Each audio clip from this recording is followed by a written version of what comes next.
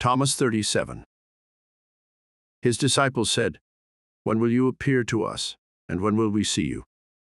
Jesus said, "When you strip without being ashamed, and you take your clothes and put them under your feet like little children and trample them. Then you will see the Son of the Living One, and you will not be afraid." Thomas 37 makes reference to the psychology of guilt.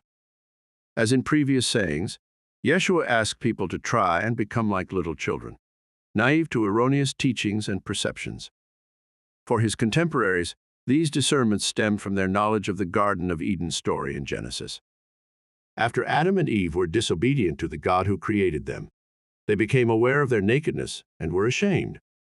As a side note, some Gnostics interpreted this story in a different way.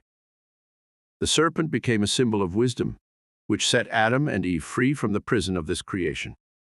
Gnostics also described the Creator God of the Old Testament as malevolent, based on his tendency to punish and cause suffering. This is at odds with God the Source, whom Yeshua calls Father, and who he talks about in the New Testament and in the Gospel of Thomas.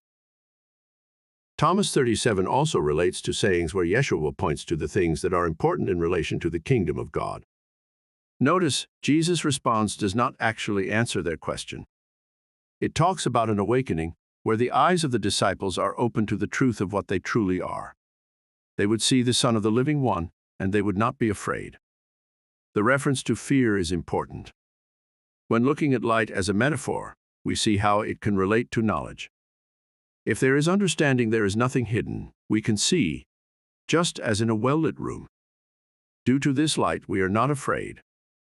When people realize that the flesh is not what they are, and that it should not stunt their spiritual development through guilt and shame, they are set free. The body is an impermanent temple that houses the soul. The enlightened spirit is above guilt and shame because that soul knows its true heritage. These external distractions, associated with the body, stop people from understanding that they are the sons of the Living One. They will become a spirit.